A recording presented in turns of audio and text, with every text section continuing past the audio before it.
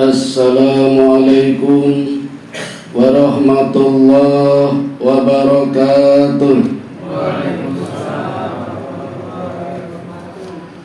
Alhamdulillah, Bapak Ibu, saudara-saudara, adik-adik jamaah Masjid Anugerah Ilahi. Malam hari ini kita sudah berada di hari-hari akhir bulan Ramadan tahun 1444 Hijriah. Sepertinya ada dua macam suasana di hati manusia ketika berada di akhir Ramadan. Ada yang senang, ada yang susah. Yang senang ada dua macam. Pertama, senang karena sebentar lagi bebannya akan berkurang. Tidak tarawih lagi, tidak tadarus lagi, tidak puasa lagi. Yang kedua, senang karena sudah mengumpulkan banyak amalan.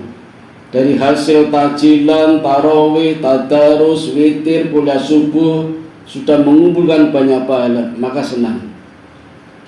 Yang sedih pun ada dua macam. Yang sedih pertama karena saking rajinnya beribadah di bulan Ramadan dan sebentar lagi akan berpisah, pasti sedih.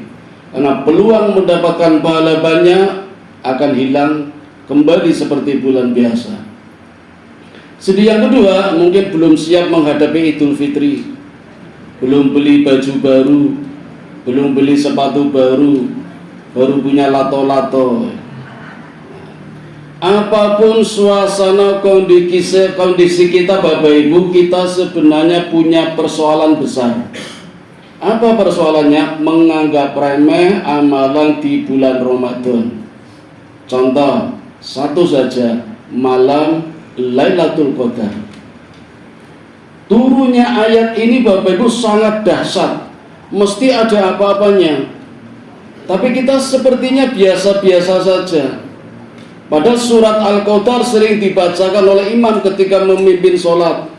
Kita juga mungkin sering tadarus membacakan surat Al-Qadar, tapi dampaknya serasa tak berasa. Kalau kita mendapatkan Lailatul Qadar, Bapak Ibu, mestinya secara individu, keluarga, bermasyarakat, bernegara, negara kita akan menjadi negara yang baldatun thayyibatun wa rabbun ghafur. Menjadi negara yang baik, yang selalu dalam lindungan Allah, negaranya makmur, sejahtera, selamat, nggak ada kriminal, nggak ada maksiat, nggak ada kelinci, nggak ada begal, nggak ada korupsi, harga tidak naik, nggak ada pajak. Itu mestinya kalau benar-benar kita mendapatkan Lailatul Qadar. Nah, ini persoalan kita. Dan harus diselesaikan paling lambat 360 hari sebelum Ramadan tahun depan. Karena nggak ada jaminan kita bertemu kembali di bulan Ramadan tahun depan, walaupun kita berdoa. Lalu kapan menyelesaikannya? Segera mungkin. Mungkin sekarang, mungkin setelah ini, atau setelah Ramadan. Maka di malam ini saya akan mencoba membuka sedikit tabir rahasia Lailatul Qadar sesuai dengan pengetahuan yang saya miliki. Tidak semuanya saya bongkar karena masih menjadi teka-teki Al-Quran. Suratnya namanya surat Al-Qadar. Posisinya nomor 97, 5 ayat. Di dalamnya disebutkan 3 kali Lailatul Qadar. Apa itu Qadar? Dari kata qadri, artinya sempit. Jadi ada satu waktu di mana waktu itu sempit. Sempit peluangnya.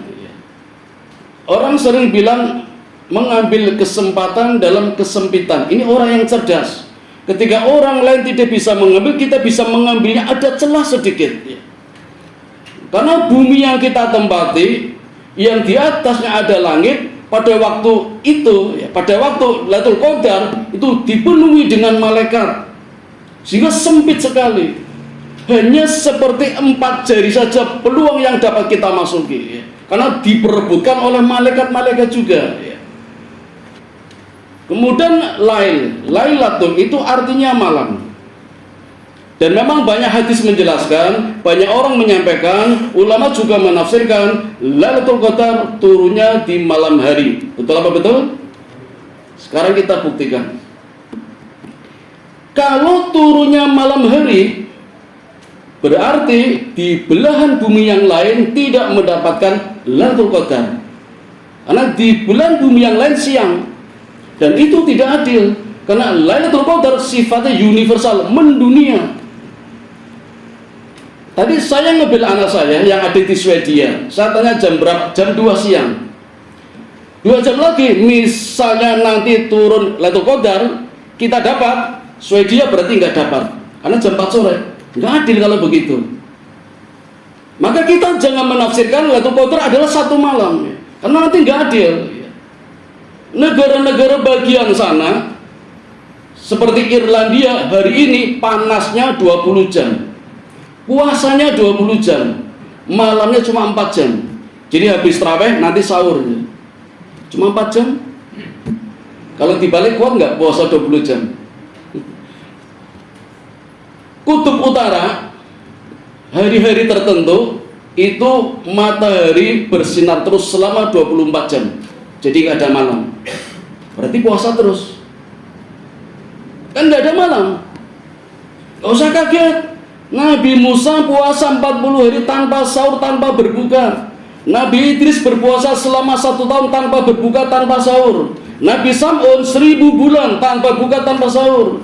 Kita dimanja 30 hari, kadang diskon 1 hari, pakai buka, pakai sahur. Gak usah kaget. Ada di dunia zaman sekarang puasa 24 jam di kutub utara.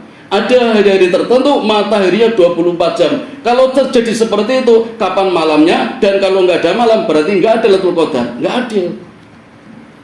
Maka kalau bisa kita menafsirkan Lailatul Qadar bukan malam sebagai suasana, tapi malam sifatnya malam. Nah, kita harus membongkar ayat lain. Yukhrijul laila fin nahar wa yukhrijun nahar fil lail. Malam meliputi siang, siang meliputi malam. Artinya apa? Ketika kita di siang hari, ibadah kita fokus, khusyuk, konsentrasi seperti malam hari. Dan ketika malam hari, ibadah kita begitu kuat dan perkasanya seperti siang hari. Itulah yukhrijul laila fin nahar wa yukhrijun nahar fil lail. Maka ini baru adil.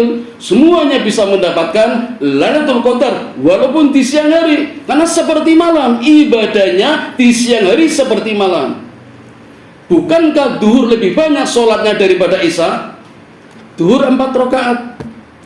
Rawatibnya, qobliyah 4 rakaat, sudah 8. Ba'diyah 2 rakaat, sudah 10. Duha 12, sudah 24. Tahiyatul Masjid 26. Isya 4 rakaat, qobliyah tidak ada, ba'diyah 2 rakaat, baru 6. Kalau ada orang sholat sunat sebelum isya, mungkin tahiyatul masjid, tapi bukan qobliyah karena nggak ada. Lebih banyak siang. Maka jadikan siang seperti malam, malam seperti siang. Insya Allah dimanapun kita berada, siang atau malam akan mendapatkan Lailatul Qadar. Nisa membuka tabir seperti ini, sehingga kita tidak merasa bangga dapat Lailatul Qadar, sana nggak dapat. Atau malah sebaliknya, yang sana sedang malam, kita siang hari, kita nggak dapat. Nggak adil kalau begitu. Satu. Yang kedua, banyak hadis menjelaskan malam Lailatul Qadar datangnya tanggal 21, 23, 25, 27, 29, dan semua pernah terjadi di tanggal-tanggal ini. Tanggal 21 sepulang Nabi perang Badar, menang sukses, pulang ke Madinah, datang malam Lailatul Qadar tanggal 21. Tanggal 29 Ramadan juga pernah terjadi Lailatul Qadar. Ketika Muhammad diangkat menjadi nabi, turun wahyu pertama surat Al-Alaq, itu tanggal 29 Ramadan, padahal belum ada kewajiban puasa karena Nabi mulai puasa setelah tahun kedua Hijriah, setelah hijrah dari Mekah ke Madinah. Tapi sudah ada bulan Ramadan. Tanggal 23 kapan? Imam Syafi'i menjelaskan tanggal 23 juga turun Lailatul Qadar. Dari mana angka 23? Dari surat Al-Qadar. yang di dalamnya disebut Lailatul Qadar sebanyak 3 kali.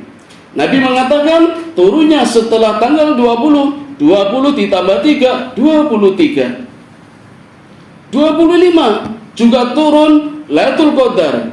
Dari mana angka 25? Surat Al-Qadar terdiri dari 5 ayat. Nabi mengatakan Lailatul Qadar turun setelah tanggal 20. 20 ditambah 5, 25. Imam Syafi'i, Lailatul Qadar turunnya tanggal 27. Dari mana angka 27? Dari surat Al-Qadar. Lailatul Qadar disebut 3 kali. Lailatul Qadar jumlah hurufnya 9. 9 kali 3, 27. Imam Syafi'i mengatakan Lailatul Qadar turunnya tanggal 27. Sekarang mau pilih yang mana? 21, 23, 25, 27, 29? Sekarang begini, misalnya kemarin Lailatul Qadar turun tanggal 21 atau 23 atau 25 atau 27, udah lewat. Misalnya kemarin panjenengan dapat Lailatul Qadar, maka sekarang sudah males. Ngapain? Udah dapat. Ah, itu bahayanya. Bahayanya di situ. Mending kalau nanti turun Lailatul Qadar tanggal 29, itu masih mending. Kita berlomba-lomba. Andaikan turunnya kemarin kita sudah lewat, kita pasti menyesal. Dan buat apa ibadah? Oh, udah lewat toh. Bagi yang sudah dapat, udah lewat. Itu bahayanya kalau kita meyakini turunnya tanggal 21, 23, 25, 29. Saya akan mencoba memahami yang dimaksud tanggal ganjil bukan pada bilangannya, tapi pada sifat keganjilannya. Kita kan sering bilang, kok bocah ora genep, ganjil kan? Ganjil kan aneh. Islam datang dengan keganjilan, Islam datang keanehan dan akan pergi dengan keganjilan pula. Jadi sifat ganjilnya, di mana sifat ganjilnya, Bapak Ibu? Profesor Alfred Kroner, anggota Badan Antariksa Dunia, dipecat oleh NASA gara-gara menemukan rahasia Lailatul Qadar. Beliau menulis di dalam jurnal Delegation dan disebarkan oleh Dr. Abdul Basit Muhammad dari Mesir. Beritanya menyebar dan banyak orang masuk Islam sehingga dia dipecat dari keanggotaan NASA. Tapi senang karena mampu membeberkan dan membuka rahasia Lailatul Qadar. Jadi menurut Profesor Alfred Kroner, dari 360 hari ada 1 hari yang ganjil, yang aneh. Ada 1 hari yang aneh, di mana hari itu tidak ada hujan, tidak ada panas, tidak ada dingin, tidak ada udara, tidak ada angin. Dan hari itu 10.000 bintang berhenti bercahaya, dan 20.000 meteor berhenti tidak menabrak atmosfer, sehingga pagi harinya matahari bersinar terang dengan tanpa radiasi. Itu yang sangat diyakini terjadinya Lailatul Qadar. Karena hari ini hari yang aneh, hari yang ganjil. Jadi kita memahami ganjilnya bukan bilangan yang ganjil, yang resikonya kalau sudah lewat kita menyesal. Tapi keganjilannya itu alamnya aneh, fenomenanya aneh, ganjilnya di situ. Nah, maka Bapak Ibu sekali lagi kita jangan terpancang pada tanggal-tanggal ganjil dan juga tidak terpancang pada malam. Karena sangat tidak adil kalau terpancang pada malam. Bukankah Lailatul Qadar bersifat universal? Sudah 20 menit ini. Sampun nggih? Ini belum selesai ini. Insya Allah lanjut tahun depan nggih. Tahun depan insya Allah mudah-mudahan Allah mempertemukan kita kembali. Saya masih punya PR membongkar angka 1000 bulan. Kenapa 1000 bulan? Apa tambah 5 menit? Biar nggak punya utang ya. Kan ayatnya Lailatul Qadri khairum min alfi syahrin. 1 malam yang lebih utama daripada 1000 bulan. Kenapa 1000 bulan? Tidak 1000 tahun, tidak 1000 hari. Jawabannya gampang, karena bulan Ramadan, jadi pakai bulan. Nah, yang sulit merealisasikan 1000-nya. Ada 2 angka, 1 dan 0. Apa arti angka 1? Keyakinan kita hanya kepada Allah, Tuhan yang satu. Akidah, tauhid. Selama kita tidak yakin Allah itu satu, kita tidak akan pernah mendapatkan Lailatul Qadar, tidak akan dapat. Maka kalau pengen dapat, kita harus yakin Allah adalah Tuhan yang satu. Lalu angka nolnya, angka nol itu Bapak Ibu simbol ibadah kita harus ikhlas, tanpa pamrih, tanpa beban. Itu nol. Maka angka nol bila berada di belakang angka satu, nilainya bermakna. Ada angka satu tambah 01, nilainya 10. Kita ikhlas. Semakin ikhlas, tambah 0 lagi 100. Semakin ikhlas, tambah 0 lagi 1000. Semakin ikhlas, tambah 0 lagi 10.000. Semakin banyak kita ikhlas, semakin besar nilainya. Tapi andai kata kita tidak yakin kepada Allah, walaupun kita ikhlas, tidak ada nilainya. Nolnya berjejer sampai 12, tapi nggak ada angka 1, nol, nggak ada nilainya. Maka harus komplit ada angka 1 sebagai keyakinan kita, Tuhan adalah Allah, Allah adalah Tuhan yang satu. Nolnya di dalam ibadah kita selama Ramadan, mulai dari sahur, takjilan, dan semuanya harus nol, artinya ikhlas. Maka nilainya semakin besar, semakin tinggi. Dan ini harus kita realisasikan dalam kehidupan sehari-hari, sehingga amalan-amalan apapun nilainya akan ditingkatkan sebanyak selama 1000 bulan. Itulah misteri kenapa harus 1000 bulan. Itu amalan yang Allah tawarkan kepada kita. Kalau kita beramal yakin kepada Allah dan juga ikhlas, nilainya sama dengan 1000 bulan. Nah, ini Bapak Ibu yang saya bongkar sedikit, masih banyak lagi.